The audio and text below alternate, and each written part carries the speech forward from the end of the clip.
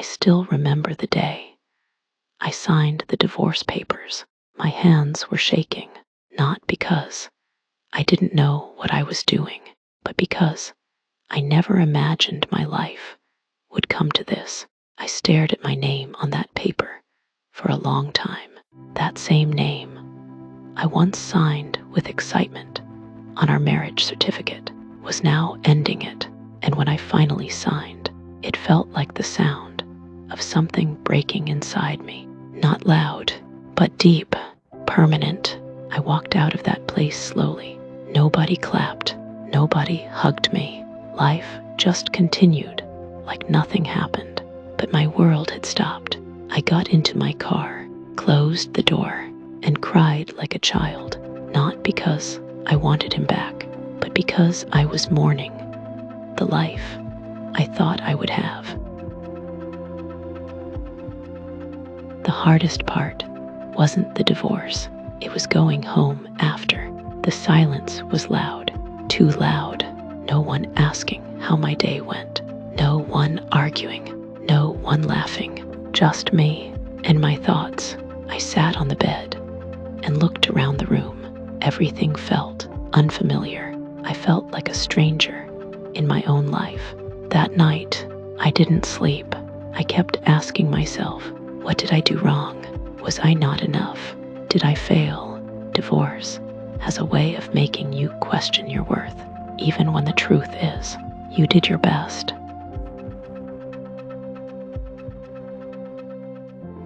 People don't talk about this part enough.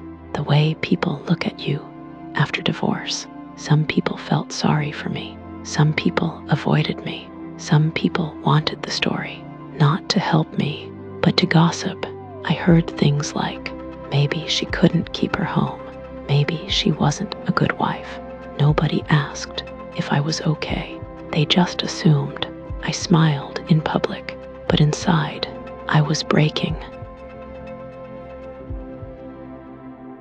Nighttime was the hardest because during the day, I could pretend, but at night, there was no distraction, just memories. I would lie in bed and replay everything, the good moments, the bad moments, the warning signs I ignored.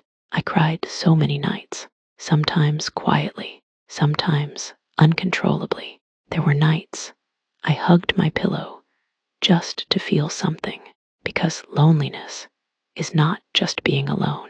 It's feeling like nobody understands your pain. Somewhere in that marriage, I lost myself. I stopped doing things I loved. I stopped being me. I became someone who was just trying to survive. And after the divorce, I didn't even know who I was anymore. I was just existing, not living, just breathing, not happy, just there. One morning, I looked at myself in the mirror, really looked, and I didn't like what I saw. Not because I wasn't beautiful, but because I looked broken, tired, empty, and I asked myself one question: is this how my story ends? And something inside me said, no. That was the day my healing began. Healing wasn't instant. It was slow, painfully slow. Some days I felt strong. Some days I cried again. But I started doing small things. I started smiling again. I started taking care of myself again. I started choosing myself again. Not because someone told me to, but because I deserved it. For the first time in a long time, I felt free. Divorce taught me things marriage never did. It taught me that love should not hurt constantly. It taught me that peace is more important than appearances. It taught me that being alone is better than being unhappy. It taught me my worth, my strength, my voice. Divorce didn't break me. It revealed me. Today, I am not the same woman. I am stronger, wiser, more confident. I don't beg for love anymore. I don't force connections. I don't ignore red flags. I choose peace. I choose myself. And I am proud of the woman I became because she fought battles nobody saw and she survived. If you are going through divorce right now, I want you to hear me. This is not the end of your life. This is the beginning of your new life. You are not a failure. You are not weak. You are becoming. One day, you will smile again. One day, you will feel whole again. One day, you will thank yourself for not giving up, because life after divorce can still be beautiful, and so are you. For the first time in my life, I chose me, not a relationship, not society's expectations. Me, I started healing, not the kind people see on social media. Real healing, the kind where you cry randomly, the kind where memories still hurt, the kind where some days you feel strong and other days you feel broken again. But slowly, I started loving myself again. I started smiling without forcing it. I started sleeping peacefully. I started feeling whole. And that's when something changed, not around me, inside me. I wasn't empty anymore. I wasn't desperate anymore. I wasn't searching anymore. I was complete. And that's when love found me. It wasn't magical. There were no butterflies, no dramatic moment, just a normal day, a normal conversation with an unexpected person. At first, he was just someone I talked to, nothing more. I didn't see him as love. I saw him as safe, and that confused me because I wasn't used to safe. I was used to emotional roller coasters, but he was calm, consistent, patient, because I didn't know if I could trust it. I tried to push him away, not because he hurt me, but because I was afraid he would. I told myself, don't get attached, don't open your heart, don't repeat the same mistake. I kept my distance. I built walls, but he never forced his way in. He stayed outside those walls, patiently, respectfully, and for the first time, someone wasn't trying to break my walls. He was waiting for me to open the door.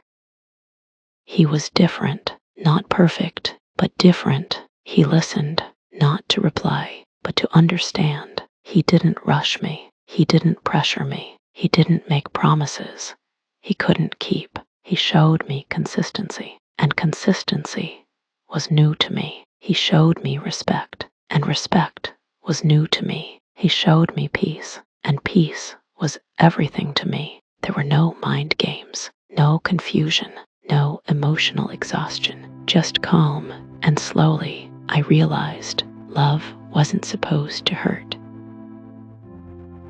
It didn't happen suddenly. It happened quietly. One day, I noticed I was smiling because of him, not because I needed him, but because he added to my happiness. He didn't complete me. He complimented me. And that's when I knew this wasn't the same. This was healthy. This was safe. This was real. And for the first time since my divorce, I wasn't afraid of love anymore. But healing doesn't erase fear completely. I was still scared, scared of losing again, scared of trusting again, scared of pain. But this time, I didn't let fear control my life because I had learned something important. Love is always a risk, but so is living in fear, and I was tired of being afraid. He didn't rescue me. He didn't fix me. I had already done that. He simply met me when I was whole, and that's the difference. I didn't enter this love broken. I entered it healed, stronger, wiser, and more aware of my worth. I didn't need him. I chose him. Love felt peaceful, not stressful. Love felt safe, not scary. Love felt calm, not confusing. And I realized something powerful. My divorce didn't end my love story. It redirected it. It taught me lessons I needed. It prepared me for the love I have now. And today, I can say something I never thought I would say again. I found love, not because I was searching for it, but because I was ready for it. And if you are watching this right now, I want you to know something. Your divorce was not the end of your love story. It was the end of the wrong chapter.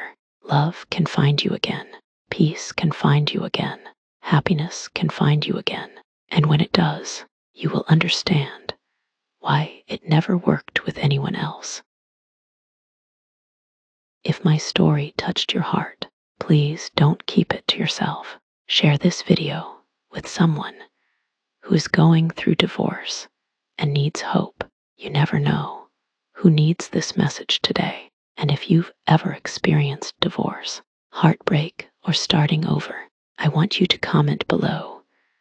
I am strong. Let's remind each other that our story didn't end in pain. It continued in strength. Don't forget to like this video, subscribe to my channel, and join me as I share more real stories about healing, second chances, and finding yourself again.